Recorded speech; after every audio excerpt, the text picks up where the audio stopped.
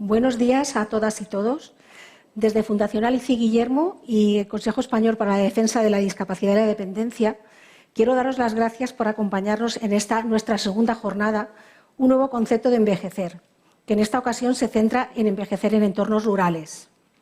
Agradecer también a los ponentes que participarán en la jornada y a la Fundación Botín por la cesión de este magnífico espacio y por su colaboración en la organización. Todos sabemos que el mundo rural se ha puesto de moda, igual que se ha puesto de moda la soledad de las personas mayores, especialmente desde la pandemia del COVID. Pero también sabemos que no se trata de cuestiones nuevas. Lleva mucho tiempo reclamando atención, pero es preciso un detonante para que la opinión pública se fije en ellas.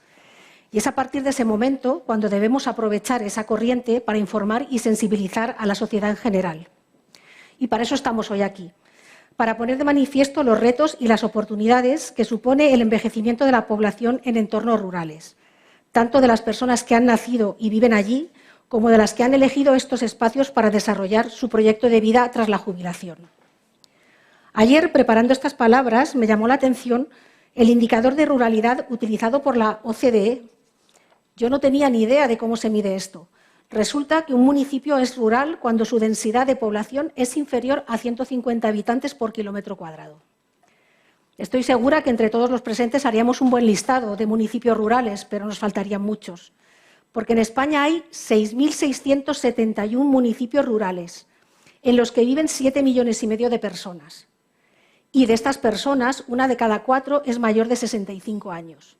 Es decir, suponen el 24,8% de la población total del Estado español. Por lo tanto, en zonas rurales se dan unos niveles de envejecimiento superiores a lo del resto del país. Son además regiones masculinizadas, con una mayor proporción de hombres, ya que fueron las mujeres quienes emigraron durante la segunda mitad del siglo pasado. A la vista de estas cifras, no hay duda que es preciso que todos los agentes sociales se impliquen en el bienestar de estas personas, para que sus necesidades físicas y psicosociales estén cubiertas, independientemente de la población que tenga el municipio en el que habitan, y conseguir así la igualdad de oportunidades y posibilitar la permanencia en sus lugares de origen, evitando el desarraigo. Para que nos hablen de la situación actual, con sus luces y sus sombras, y de algunas de las iniciativas que se están llevando a cabo para mejorar la vida de estas personas, abriremos la jornada con la intervención del doctor don Manuel Campo Vidal, un experto en la España despoblada. Tras la pausa para el café tendremos 2 mesas de discusión. La primera centrada en las sociedades longevas en el mundo rural, en su estructura y necesidades. Y pondremos de relieve algunas soluciones que se están llevando a cabo para el bienestar de las personas. Curiosamente, en esta mesa, muy vinculada a la atención y los cuidados, tenemos un pleno de voces femeninas. En la segunda mesa, donde predominan las voces masculinas, nos centraremos en los servicios y los abastecimientos. Esta dicotomía no buscada da que pensar, pero esto sería tema de otro evento. Respecto a la organización de la jornada, solo me queda apuntar que hemos puesto en funcionamiento una web para recoger buenas prácticas, con la idea que sea un espacio de encuentro entre personas y entre territorios, para compartir y replicar las iniciativas que ya están facilitando la vida de muchas personas mayores que viven en entornos rurales. Así que solicitamos la participación de todos los que estáis aquí, los que estáis a través de la pantalla, aportando documentos gráficos y audiovisuales sobre buenas prácticas. Nosotras intentaremos dinamizar e incentivar esta participación para que no os olvidéis de nosotros.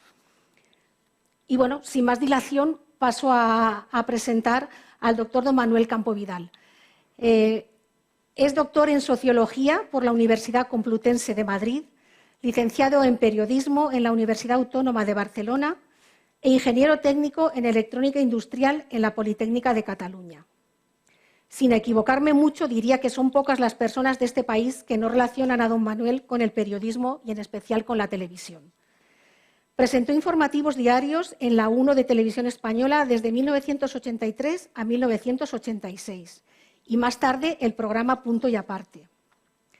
Entre 1993 y 2016 organizó y moderó 5 debates electorales.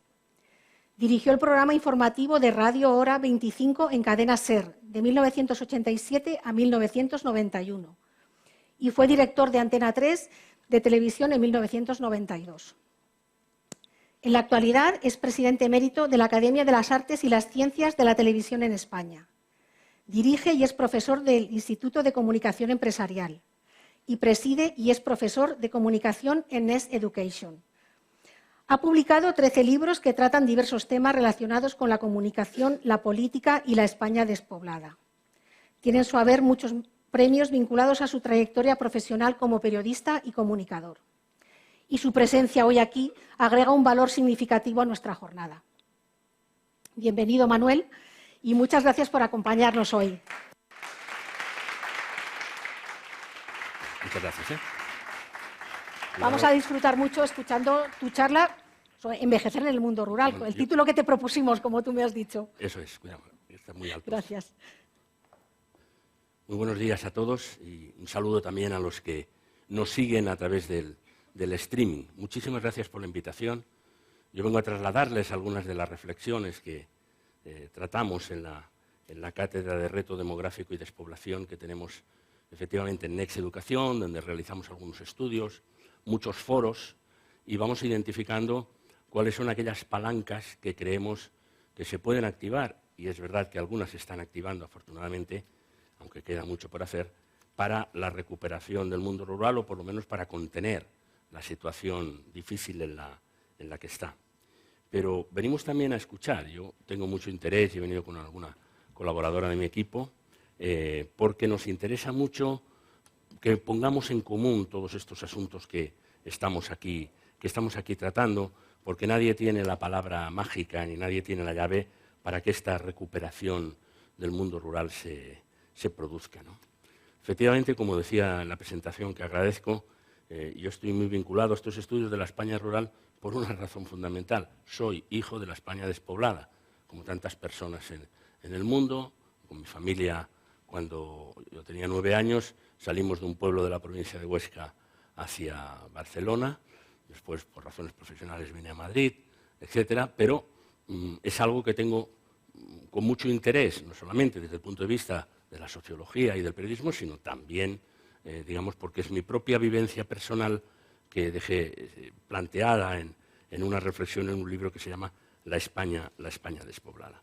La España despoblada, porque no le quiero llamar la España vacía, porque no está vacía, porque no es admisible llamarle la España vaciada, porque nadie tuvo interés en vaciarla, ni la España abandonada, ni otras propuestas que se nos han hecho, y yo prefiero que vayamos evolucionando. Primero a describir lo que hay. Es verdad que está muy despoblada, pero estamos evolucionando a lo que nos gustaría que fuera, que es una España rural viva. Y hay elementos interesantes para decir que se activa y que hay algunos elementos realmente muy vivos. Lo cual no quiere decir que vayamos a recuperar, porque sería un absurdo plantearlo así, todos aquellos pueblos que están en decadencia demográfica e incluso en decadencia económica, muchos de ellos. Eso sería absolutamente imposible. Ni quiero tampoco aburrirles con una cantidad de cifras y de porcentajes que podríamos dar y que son todos correctos y que leemos y que todo el mundo llegamos a ellos a través de los estudios que hacemos, porque me interesa mucho más hablar de las tendencias y de hablar de las posibles soluciones y sobre todo centrarnos en aquellos asuntos o aquellas experiencias prácticas. Como ha dicho, celebro esa web con buenas prácticas porque ese es el camino. Lo demás pues sería una acumulación de cifras, aunque algunas inevitablemente citaremos, ¿no? Hay una que a mí me preocupa especialmente y que en el estudio que hacemos anualmente en Next Educación y que solemos presentar en el mes de marzo y este año también en el Senado, destacamos. Es que hay 3 provincias en España, por poner un ejemplo, hay 3 provincias en España que tienen más personas mayores de 75 años que menores de 25 años. Son exactamente las provincias de Lugo, Ourense y Zamora. Entonces, ahí tenemos un retrato y tenemos una fotografía de cuál es la situación. Y otras avanzan en esa dirección y otras tratan de contenerlo. Y es verdad que Lugo, la provincia de Lugo, por ejemplo, según los datos que daba muy interesantes, El Progreso de Lugo, ese periódico hace unas semanas, ha ganado población como provincia. Pero todavía hoy en España hay 27 capitales de provincia que pierden población. Capitales de provincia que pierden población. Ya no digo el conjunto de la provincia. No es el caso de Lugo. ¿Por qué? Es provincia marinera, en el norte, bueno, ha habido inmigración y también en algunos pueblos, y quiero referirme a ello, algunos pueblos ganan población, muy poco significativamente, porque hay personas que quieren ir a envejecer en el medio rural, porque lo consideran más sano y porque si tienen posibilidades van y lo hacen allí. Pero claro, tenemos que transformar esos territorios y darles servicios suficientes para que eso consolide como tendencia. Si no, podría parecer que es solamente algo movido, digamos, por algún tipo de sentimentalismo. Pero es verdad que eso se produce. Nosotros elaboramos en Exeducación un estudio anual que es una encuesta a 500 líderes del mundo rural, ayuntamientos, diputaciones, grupos de desarrollo rural, emprendedores, jóvenes, periodistas rurales. Creamos hace algunos años, para ayudar a todo esto, una asociación sin ánimo de lucro que se llama Red de Periodistas Rurales, que viene a ser como una especie de lobby para que periodistas que o procedemos del mundo rural o estamos en las ciudades o simplemente son urbanitas con solidaridad, hablemos del mundo rural, porque durante muchos años el mundo rural estuvo en la penumbra informativa. Aquí no se hablaba del mundo rural. Nos costó mucho en aquella manifestación del 31 de mayo de 2019, recordarán el final en algunos, y quizás estaban en Neptuno, en la plaza de Neptuno, y que organizaron algunas plataformas, sobre todo la gente de Teruel Existe y la gente de Soria Ya, entre otras 80 plataformas. Yo participé allí, tuve el honor de que me encargaran la redacción y el manifiesto y la lectura del manifiesto. Solo nosotros sabemos cuánto nos costó que nos hicieran caso para decir, aquí hay algo importante. Y la que leía el manifiesto conmigo era la directora de Radio Nacional de España. Cuidado que no es que salíamos por allí personas ajenas al mundo mediático, pero nos costó mucho, tuvimos que llamar a muchos periódicos y tuvimos que llamar personalmente, incluso a la propia televisión española, que vino para decir, aquí estamos, ojo que esto cambia, y esto es nuevo. Yo creo que aquello fue un punto de inflexión y aquello empezó a cambiar. Empezó a cambiar. Es verdad que al principio, en general, en el mundo mediático, no digo como crítica, estoy describiendo lo que pasó, para hablar solamente con un tono catastrofista de lo que pasaba en el mundo rural, parece que se descubrió, sí, pero hay pueblos en el Alto Tajo que viven 8 personas y ninguna mujer entre ellas y tal. Es cierto. Es verdad que los pueblos más pequeños son los más envejecidos. Es cierto. Esto no tiene ninguna recuperación. Es cierto. Es decir, pasamos de que se ignoraba el mundo rural a una visión absolutamente catastrofista. Costó mucho ir recuperando, ir introduciendo elementos de buenas prácticas. Yo he hecho unos cuantos documentales sobre esto para decir que en un pueblo de Teruel, que se llama Castellseràs, pues hay 8 tiendas de comercio electrónico. Tiene 800 habitantes. Vayan a verlo. Yo he ido 2 o 3 veces a verlo. ¿Y por qué? ¿Se puede hacer? Sí, naturalmente tienes que tener conexión a Internet y naturalmente tienes que tener iniciativa. Y hay una persona con iniciativa que ha formado a otras personas y tienen tiendas electrónicas de lo más sorprendente que se puedan imaginar. Hasta venden alfalfa para los caballos de los jeques árabes y las envían desde allí. Castellseràs, provincia de Teruel. No es el único caso. Hay muchas personas, hay muchos elementos para verlo, pero tenemos que ponerlo en común y empezar a hacer reportajes de lo que funciona. Y empezar a decir que es un drama para muchas personas envejecer en el mundo rural, pero también para muchas otras es una oportunidad de envejecer en mejores condiciones. Y no hay nada escrito, y esto no es una cuestión matemática y, por tanto, de ciencias exactas, ¿no? Nosotros en ese estudio medimos siempre el estudio sobre la percepción que hay entre esos 500 líderes, que no siempre son los mismos, pero son los que están más activos, de cómo hay avances o no hay avances en la España urbana. ¿Hay recuperación, no hay recuperación? Y también la denuncia de lo que pasa, ¿no? Y vemos que los servicios básicos que más retroceden son los servicios médicos y las entidades bancarias. Lo de las entidades bancarias es muy importante porque la gente quiere tener dinero líquido y muchas veces la primera posibilidad de obtener dinero en un cajero, la tienes a 20 y tantos kilómetros y por lo tanto tienes ahí algunos problemas de movilidad o muchos problemas de movilidad, ¿no? Vamos observando, obviamente, que estudian otras personas y hay elementos, otras instituciones muy interesantes, como seguiremos los de esta fundación a partir de ahora, y gracias por contactarnos, ¿no?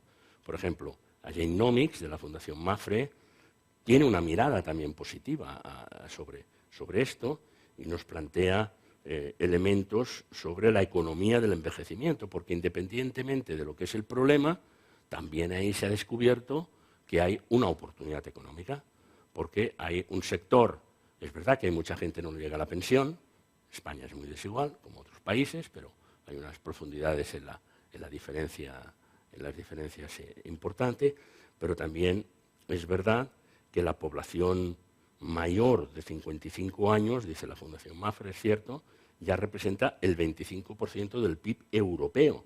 Y la previsión es que solamente en 2 años, en el año 25, suponga el 37%. O sea, es la cuarta parte y será la tercera en 2 o 3 años porque vamos en ese camino. Ahí hay muchas oportunidades. Nosotros participamos, y yo personalmente, en un coloquio anual, va por el 6º año. Hay gente que está estudiando esto desde hace muchos años, de Silver Economy, que impulsa Benigno Lacorte y que realizamos unas jornadas todos los años. Seguimos con enorme interés los congresos de Senior Economy Forum, Diputación de Zamora, una institución que tiene enorme interés porque es el problema principal que tienen en esa provincia. Despoblación y envejecimiento. Ya he hecho referencia. El último congreso se celebró en noviembre. Yo les recomiendo que lo sigan y que lo miren porque es enormemente interesante, ¿no? Y bueno, es verdad que el mundo rural debe tener mucho de salud, muy buena salud, porque para las personas, porque en algunas zonas de Orense hay más personas centenarias que en la isla de Okinawa, en Japón. Cuando dicen, ¿dónde hay más longevidad? Japón, Okinawa y tal. Bueno, hay que ir tan lejos ya. Vamos a algunas comarcas de la provincia de Orense y ya le han superado. Hay mayor número de centenarios y personas que presumiblemente, porque hay una buena atención médica y es verdad que la Diputación tiene unos servicios muy interesantes, como la de Lugo y como otras, que están, digamos, atendiendo en buenas condiciones, ¿no? Pero bueno, los problemas ustedes lo saben, las atenciones primarias, los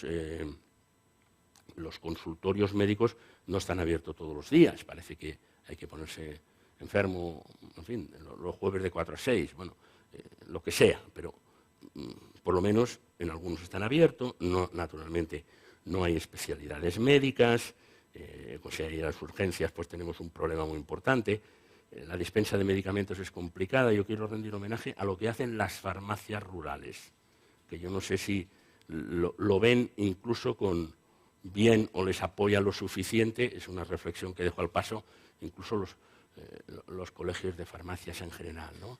Pero las farmacias rurales, muchas veces esa farmacia rural, aquel señor o aquella señora, es el punto principal que tienen de contacto, les ayudan a la medicación, porque hay personas que tienen 14 tipos de pastillas, se lían, toman las de la mañana por la noche, las otras que no sé qué, y en todo caso hay medicamentos, pero para agravar la situación y no precisamente para resolver los problemas. Y luego las atenciones telefónicas, etcétera, etcétera. Y faltan médicos en el rural, como faltan maestros, por cierto, como faltan secretarios de ayuntamiento y como falta nadie que quiera vivir al rural. Vamos a las buenas prácticas. En Francia hay un estímulo económico a los médicos en el rural y cobran más los que están más lejos de la capital. Bueno, pues vamos a ver si introducimos algún elemento de esto, que tampoco hay que hacer grandes estudios para llegar a estas conclusiones, simplemente ver cómo lo están haciendo y que se pueda apoyar. Y luego está el recurso de la telemedicina. Nosotros desde Next Educación organizamos unos talleres de territorio rural inteligente en los que hacemos una muestra, una demostración de la telemedicina. La telemedicina, desde el punto de vista tecnológico, se ha desarrollado bastante en España porque tenemos 17 misiones internacionales de las Fuerzas Armadas Españolas y entonces si hay un soldado que tiene unos problemas graves y está en Bosnia o está en una unidad naval o está en cualquier lugar del mundo, a través de la telemedicina y por satélite le pueden atender desde el Hospital Gómez Ulla de Madrid. y entonces pueden ver la gravedad, hacer las ecografías, etcétera, etcétera. Cuando hacemos esos coloquios en distintos lugares, lo hicimos por ejemplo en Zamora recientemente, invitamos a la empresa Comitas. Yo no soy agente comercial de ninguna de las empresas que citaré o he citado, pero hay que decir dónde están las soluciones. Y al final, con un maletín que puede manejar con una previa instrucción un soldado o una persona en un pueblo, pues se pueden hacer las radiografías o las ecografías convenientes. No se puede gastar las ambulancias que tenemos solamente para llevar a una persona a la prueba allí y esperar 3 horas para que vuelva después al pueblo para hacer algo tan sencillo como se puede hacer algunas pruebas, evidentemente. Otras son mucho más complicadas desde un pueblo si tiene esa pequeña instalación, que no es tan instalación, es un maletín y alguien que sepa manejarlo, o a veces se envía una furgoneta y desde allí se hace radiografías a todos los que quieran pasar en aquel momento y así sucesivamente. Digo radiografías y ecografías, pero si miran el catálogo se pueden hacer muchas más cosas de lo que están ahí. De hecho, la Volta Ciclista a España llevaba una furgoneta de esta naturaleza y en aquella caída complicada de no sé cuántos corredores en Teruel, pues allí se les fue diciendo, usted tiene esto roto, usted no lo tiene roto y puede continuar, lo cual es tremendo, etcétera, etcétera, ¿no? Esta es la cuestión que estamos viendo. Pues ¿por qué no introducir algo de telemedicina en algunos lugares y no gastar tanto dinero en ambulancia? Si resulta, seguramente nos sale mucho más barato, ¿no?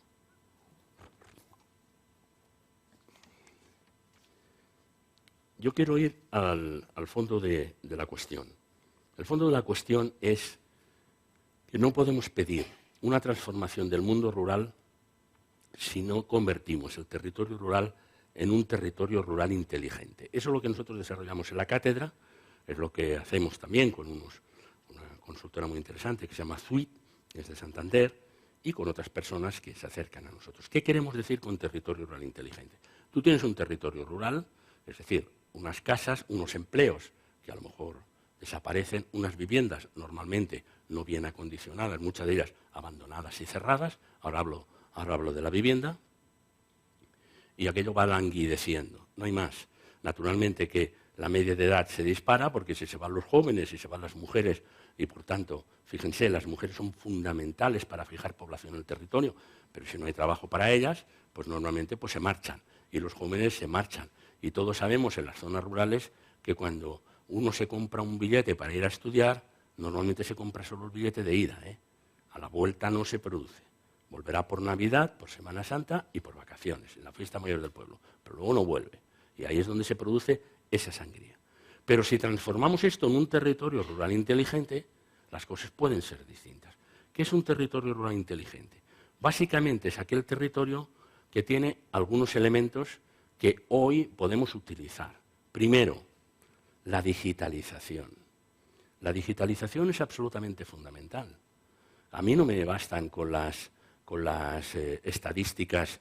España es el país que tiene más fibra óptica de Europa. Bueno, pues a lo mejor está mal, porque resulta que en una calle la han abierto 5 veces en la Castellana para meter cinco compañías distintas la fibra óptica. A lo mejor no hace falta que hubiéramos hecho tanta obra, pero aquí ha habido siempre pasión por la obra física. Pero, sin embargo, en muchos sitios no llega. La verdad de la verdad. No, ya llegó la fibra óptica a tal pueblo. Llegas allí y llega a la entrada del pueblo. Pero como me decía una señora hace poco, bueno, yo tengo una casa rural, pero estoy a 30 metros de la fibra óptica. O pago la línea para venir aquí o no llego. Bueno, resulta que España tiene un sistema de satélites, no soy agente de Hispasat, que saca el gobierno en el mes de junio del año pasado un programa que se llama Conéctate 35, en el cual dice, ¿usted dónde vive? En tal sitio y quiero tener internet y no lo tiene, no lo tengo o lo tengo de mala calidad. Muy bien, entonces la pregunta yo haría un poquito así, claramente para provocar, ¿no? ¿Usted tiene cielo? ¿Usted ve el cielo? Sí, pues entonces usted puede tener más de 100 megas. Ya, pero eso vale mucho dinero. Mire, hay un programa del gobierno que según las referencias catastrales, usted dice, ¿cuánto vale la antena y el router? Tanto, 0 para usted. ¿Cuánto vale instalarla? No, tiene que ir un instalador, 0 para usted. ¿Cuánto vale la factura? Bueno, en torno a 55 euros. Pues el gobierno hasta el año 2027 le subvenciona 20 y se quedan 35, por eso se llama Plan Conéctate 35. Yo estoy sorprendido de que esto exista y no se sepa. Lola, no lo sabías, no lo sabía nadie. Pero otro día yo en una conferencia en Lugo, pocos días antes de Navidad, había 110 personas y al final me vinieron algunos alcaldes y alcaldesas y me dijo, oye Manuel, yo esto no lo había oído nunca. Tú eres alcalde de un pueblo y no has escuchado nunca esto. Entonces tenemos un problema de comunicación muy serio. Tenemos un problema de comunicación muy serio.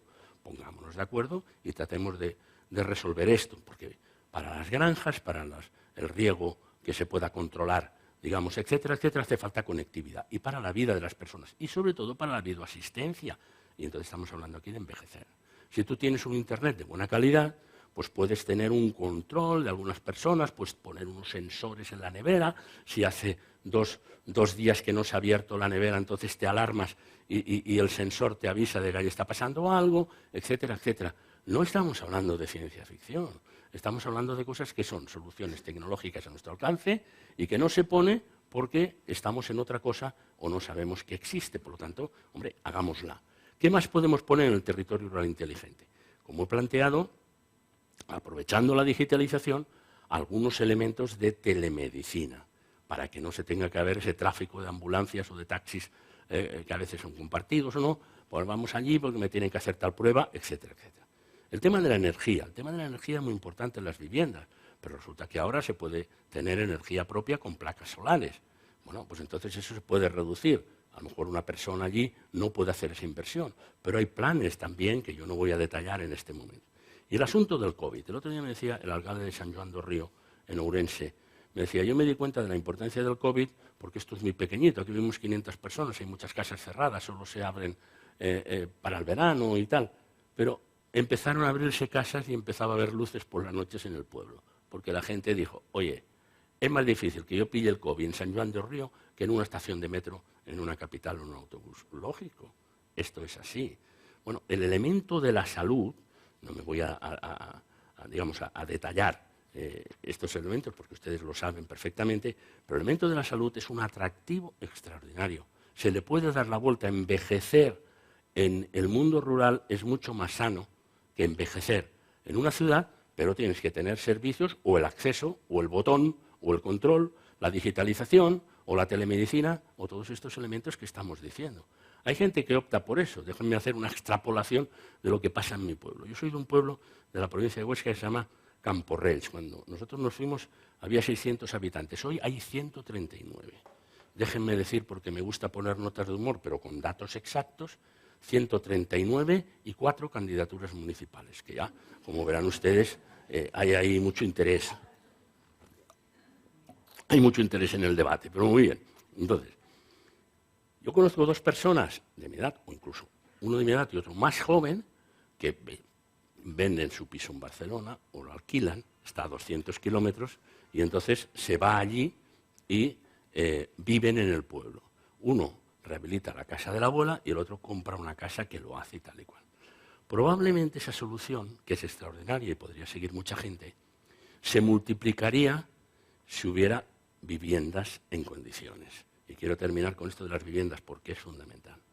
Otra cosa es también que probablemente esa solución solo sirva en determinado tramo de edad. Bueno, es posible. Es posible que le pueda servir desde 60 y algo hasta que puedan. También probablemente condicionada a que ellos mismos puedan tener movilidad, es decir, que tengan un coche para acercarse e ir allí. Bueno, también. Todas estas variables se pueden ver, pero ahí hay una posibilidad absolutamente extraordinaria. La rehabilitación, el aumento de población en las zonas rurales no tiene que venir solo de la inmigración, que bienvenida sea. Yo lamento muchas veces cuánto se trata de mal a los inmigrantes y se habla mal sobre la cuestión habiendo sido este país un país de inmigrantes.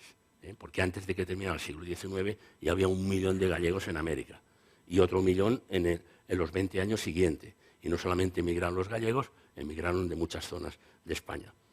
Es la solución para muchos lugares el acoger a la inmigración de una manera ordenada, de una manera legal, etcétera, pero es absolutamente fundamental y con inteligencia. Por ejemplo, un pueblo, Belorado, provincia de Burgos, 1.500 habitantes, tiene una concejalía de repoblación. Yo fui a verla porque me pareció muy interesante. Oye, qué interesante es esto, ¿qué hacéis?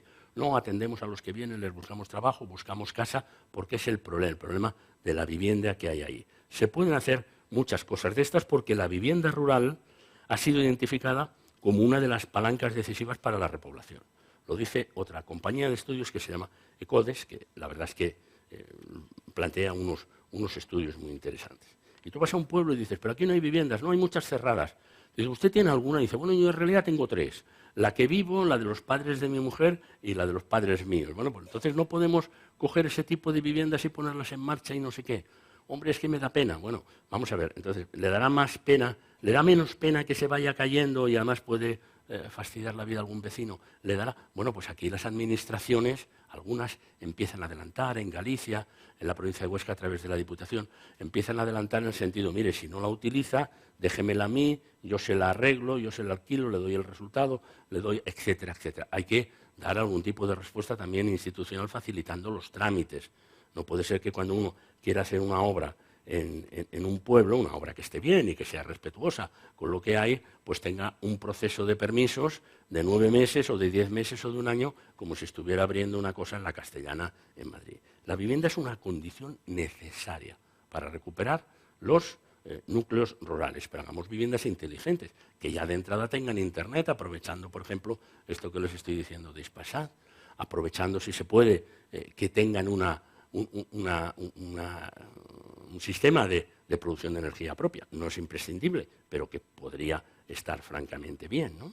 Y luego, los proyectos que a veces nos enseñan, yo creo, mi primera pregunta, un arquitecto te presenta una cosa muy bonita, esto lo queremos hacer en el pueblo, vivienda rural, qué bonito. Qué bonitas estas viviendas de 3 meses, de 3 plantas, etc. Primera pregunta, ¿tiene ascensor? Porque si no, me está tratando usted como si tuviera 3 chicos y viviera en Las Rozas. No estamos hablando de esto. ¿Tiene ascensor o no tiene ascensor? Si es nueva, póngale ascensor. Algunos sí, otros dicen, hombre, no lo había pensado. No, es que usted quiere que quede bonita. No, pero bonita es, pero vamos a ver si le ponemos un ascensor. Vamos a ver si le ponemos internet. Vamos a ver si puede tener un sistema de energía que le pueda ayudar, etcétera, etcétera. Es decir, transformemos el medio rural, que no podrá ser todo, pero allí, en los núcleos que podamos sacar, que serán motores además de alrededor, transformémoslo en un territorio rural inteligente. Yo creo que esta es la clave de la cuestión, porque ahí veríamos entonces muchísimas más oportunidades para que entendiéramos que envejecer en el mundo rural, igual que es cierto que para muchas personas es un drama por desatención, para muchos otros también es una gran oportunidad porque hay todos estos elementos de garantía de salud, que en otros lugares no se tiene, de tranquilidad, fíjense cómo están las enfermedades mentales, con muchísimo menos ruidos, que es algo que está probado, digamos, por los médicos, que el hecho de que exista la contaminación acústica puede conllevar riesgos, decía Alma Natura, que estudian esto en la provincia de Huelva, dicen, puede conllevar riesgos para la salud cardíaca porque aumenta la tensión. Bueno, y por muchísimas otras cosas. Por lo tanto, con menos ruidos, con una vida activa al aire libre y con tantos otros elementos, porque se obtienen mejores niveles, desde luego, de vitamina D, porque se toma más el sol que en otro lugar que están. Por todos esos elementos, a mí me parece que es muy oportuno, Lola, que hayas planteado esto, porque esa reflexión que está ahí, que tenemos unos cuantos elementos, tenemos que acelerarla. No es que en este momento la opción por el mundo rural, por parte de muchas personas de edad, sea el elemento que va a salvar y que nos va a convertir en esa España rural viva que deseamos, pero sí que puede ser de una gran ayuda y un elemento, porque además las residencias crean empleo también y hay muchos lugares en los que eso también ayuda a fijar población. Estas son las conclusiones a las que nosotros, o las tendencias que nosotros estamos estudiando. A mí me gustaría quedar a su disposición, si es posible esto, para que alguien pueda hacer alguna intervención y expresar pues, su contribución, su discrepancia o lo que crean conveniente. Estamos aquí en este momento, pero creo que nos vamos a escuchar, si les parece bien. No sé cómo irá el sistema de los que están fuera y si lo quieren enviar por algún WhatsApp o algún sistema que tengáis, pero en todo caso me encantaría escucharles y tomar nota, porque aquí aprendemos todos los días. Gracias.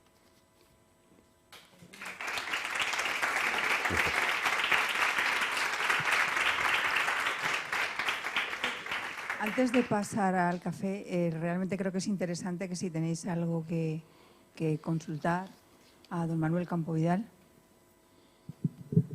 Buenos días, Albert Campovidal, presidente del Consejo Español para la Defensa de la Discapacidad y la Dependencia. Felicidades por esta magnífica exposición. Gracias. Nosotros, como Consejo Español para la Defensa de la Discapacidad y la Dependencia, sí que en el tema del envejecimiento en el medio rural, las personas con discapacidad o las personas en situación de dependencia tienen una problemática añadida muy importante. Cierto. Yo soy de Barcelona y esta semana había un programa en Cataluña Radio o Cataluña Información que hablaba de dos problemáticas diferentes de dos familias que vivían en el Pirineo catalán.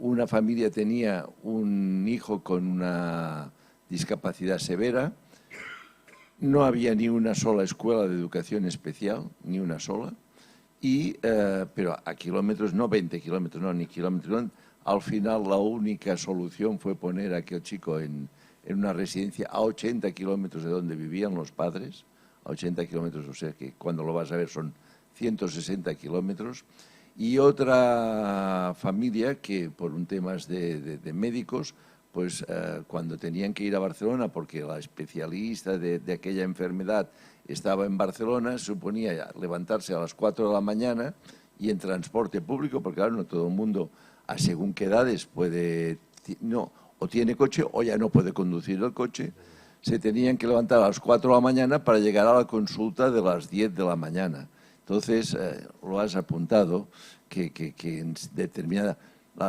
La vida en el mundo rural es de una edad hasta otra edad. Después ya, según las circunstancias, el medio rural es complicado para personas en situación de dependencia. Aprovechemos ese tramo y gracias por la aportación, porque es verdad, yo no he hecho referencia a ello. Cuando en todo lo que hemos dicho entra el elemento de discapacidad, todo lo dicho vale multiplicado por 10. En cuanto a la gravedad, desde luego, de los acontecimientos, completamente de acuerdo. ¿Algún comentario por aquí, por favor? Sí, aquí. Adelante.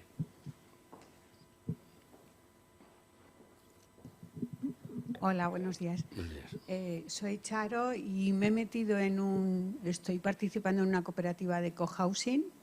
Hemos conseguido un terreno en Bustarviejo, pero después de mucho buscar y de muchas complicaciones, mi intención primera, por encargo del alcalde del pueblo donde yo me fui a vivir, en Extremadura, fue averiguar a ver cómo se podía gestionar un cohousing en Extremadura, en el pueblo donde yo estaba. Bueno, pues vine a Madrid a colaborar y a entender un poco el asunto y ahí coincidí con un grupo que sigue en marcha y estamos poniendo en marcha un cohousing en Bustarviejo. Después de mucho tiempo peleando en el pueblo de Extremadura, porque en ese pueblo, yo estaba en Cañamero, hay un cine abandonado, hay casas grandes, antiguas, abandonadas, que se podrían, en las que se podría hacer perfectamente un cohousing, o por lo menos hasta una residencia, que es que no hay, no hay en un pueblo como aquel en el que la población mayor... Bueno, las dificultades, digamos, de la administración son complicadísimas. De hecho, lo de Extremadura ha desaparecido y, sin embargo, en Madrid hemos conseguido un terreno en Bustarviejo, en el que estamos desarrollando el cohousing, comprándolo nosotros, pero por el número de población o por las personas, el nivel o lo que sea, pues hemos conseguido darle forma. Pero en Extremadura ha ido perdiendo fuerza, ha quedado en nada, porque también el número de personas interesadas, con ganas, con capacidad. Pero las gestiones con la administración son tan complicadas, allí y aquí también, Tenemos un montón de complicaciones en Madrid. Entonces, la administración es que topamos siempre con mira que nos ha costado el dinero, buscarlo, buscar a la gente, montones de cosas cuestan esfuerzo. Pero la más gorda, la dificultad más grande es superar los permisos de la administración. A mí me parece una Cuando denuncia... ponemos nosotros el dinero, el trabajo, Sí, el sí. esfuerzo y la traba principal es administrativa. Es Lo en todas siento, pero partes, es en es todas una partes pena. así. Y fíjese que en Extremadura escuché una vez decir a Guillermo Fernández Vara, presidente que lo fue en varios periodos de Extremadura y que está pasando malos momentos de salud, le envío un abrazo desde aquí, pero que era un hombre muy práctico y que dijo, y así con esta claridad, en Extremadura a partir de ahora, todo lo que no esté expresamente prohibido para hacer algo en el mundo rural queda autorizado. Es decir, si no estás violando ninguna ley ni estás pisando ninguna mina, pues en principio podéis hacerlo. A mí era una entrevista que yo lo estaba haciendo en público y me resultó muy interesante y luego le pregunté, oiga, presidente, ¿lo puedo ver eso en algún sitio? Sí, está publicado, me dio la referencia y efectivamente no está con esa claridad que él lo dice porque es para que lo entendiéramos todos, pero eso es así. Ahí, efectivamente, hacer una cosa en el mundo rural, yo he hecho una referencia también, de que cuesta tanto problema como hacerlo en una gran capital. Y muchas veces pidiendo cosas absurdas. Y sobre todo los plazos son absolutamente desesperantes.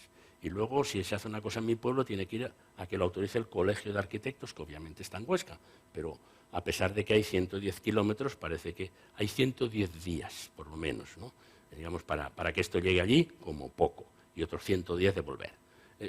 Esto, las administraciones deberían ser mucho más sensibles. ¿Quiere usted que resolvamos esto o no? Entonces tiene que ayudar. Tiene que simplificar trámites, no que levantemos barreras a cosas que a veces se han hecho y que el feísmo en algunas localidades pues es realmente a lugares extremos. A mí, con lo bonita que es Galicia y tanto que voy, pero cantidad de casas tienen, las dejaron a medias porque llegó la crisis del 2008. Entonces, hombre, aquí se puede rebozar, se puede arreglar. Oiga, ceda esas casas, páselas, que las tome el ayuntamiento, le decía yo un día al alcalde. Actualícelas, termínelas, para que pueda venir gente a vivir. Yo creo que ahí tenemos un terreno a recorrer y que está muy bien que lo denuncie y yo lo subrayo en esa denuncia porque efectivamente es una de las tramas más importantes.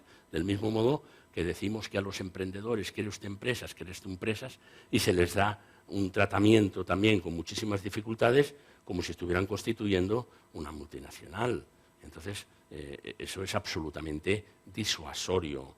Esa cosa, no, usted constituye la sociedad y tal para poder empezar a trabajar en 24 horas. Oiga, eso es una ficción literaria. Yo no lo he visto en ningún lugar.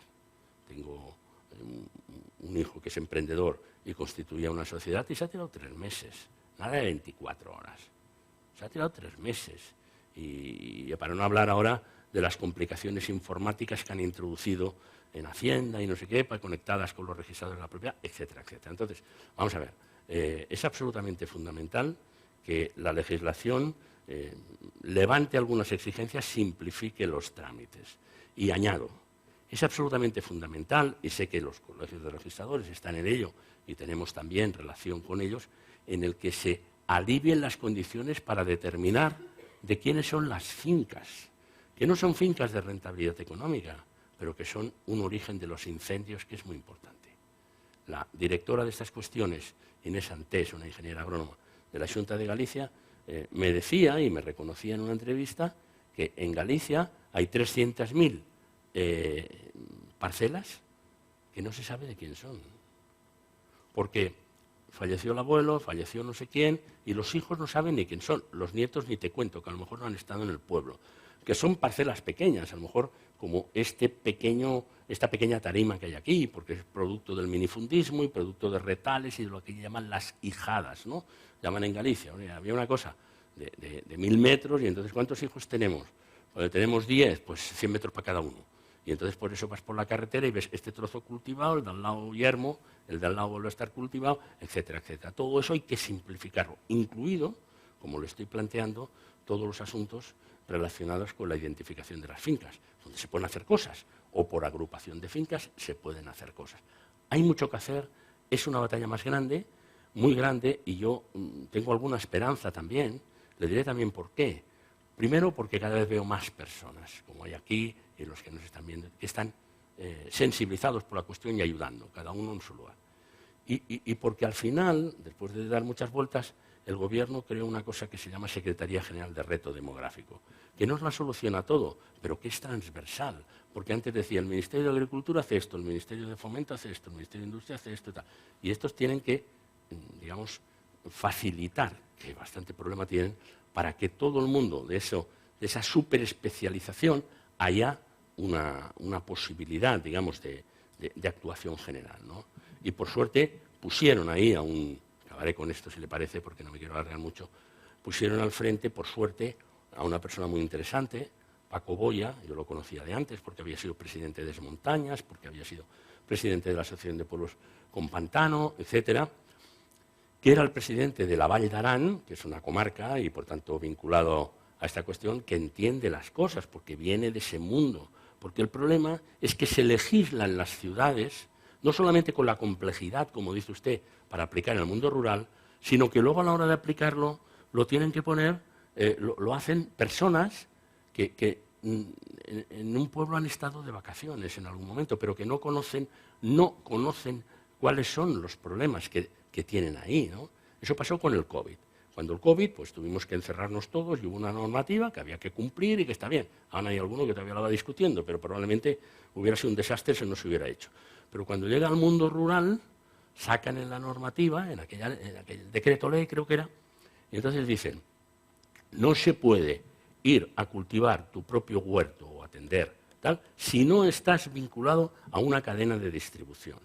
Es decir, si tú no trabajas y aquellos tomates van a parar a una cadena de supermercados, que está bien, eso está bien, si es para ti, no lo puedes hacer. Hombre, el funcionario que redactó esa norma y los que la aprobaron no conoce el mundo rural, no sabe que aquel huerto y aquellas 4 gallinas y el no sé qué tal forman parte de la despensa y de la subsistencia de muchas de esas personas, ¿no? Yo inmediatamente fui al laboratorio, el laboratorio es mi pueblo, llamé al alcalde, digo, oye, Pepito, ¿cómo resolvéis esto? Y entonces Pepito me contó una cosa inteligente, porque las soluciones están muy bien. Dice, es verdad, la norma es esa y es taxativa sobre la cuestión, pero nosotros hemos hablado con la Guardia Civil y la Guardia Civil nos ha dicho, vayan al huerto pero rapiditos y de uno en uno. Hombre, a mí me pareció muy inteligente. Tenía más sensibilidad el sargento de la Guardia Civil de allí que el funcionario que aquí hizo esto. Hombre, esto es así. Bueno, hicimos una campaña, salimos por la radio, armamos un poquito de lío mediático y hay que decir que a los 15 días aquello se rectificó, porque no tenía sentido. Pero valga eso como ejemplo de que no se puede, para el mundo rural, no se pueden hacer las cosas siempre desde una ciudad. Y en ese sentido, la otra batalla, y acabo de verdad, que estamos librando en este momento, es intentar que se constituya una lupa rural. Eso lo tienen los ingleses, se llama una rural proofing, una lupa rural, de tal modo que cualquier decreto ley que se apruebe, que cualquier ley se examine desde el punto de vista, oiga, ¿y esto en el mundo rural facilita o perjudica? Del mismo modo que tiene que haber una lupa para la violencia de género, para el género, que tiene que haberla para cualquier otra cuestión, oiga, ¿esto perjudica o no perjudica al mundo rural? Y tenemos esperanza de que este año, que en la reunión anual que hace Desmontañas y que esta vez tocan 4 pueblos de Galicia, con capital, digamos, en la Pobra de Tribes, reunir, esa idea de la alcaldesa, muy interesante, es abogada, reunir a un grupo de juristas que puedan enviar a los parlamentos autonómicos, a las diputaciones y al Congreso y al Senado elementos para que se pueda introducir esa lupa rural. Y en esa lupa rural tenemos que introducir también algo relativo con lo que acaba de decir usted. Y es, se simplificarán aquellos trámites innecesarios para que todas estas cuestiones puedan ir más rápidas. Ojalá lo consigamos, en esa batalla estamos, y cualquier reunión de esta naturaleza a nosotros nos ayuda y nos da fortaleza para seguir adelante. Gracias por escucharme y ahora charlamos aquí. Gracias.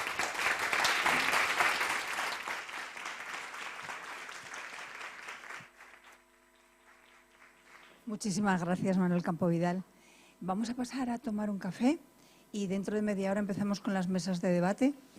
Sociedades longevas en el mundo rural y comunicaciones y servicios. Hasta ahora. Muchísimas gracias. Gracias.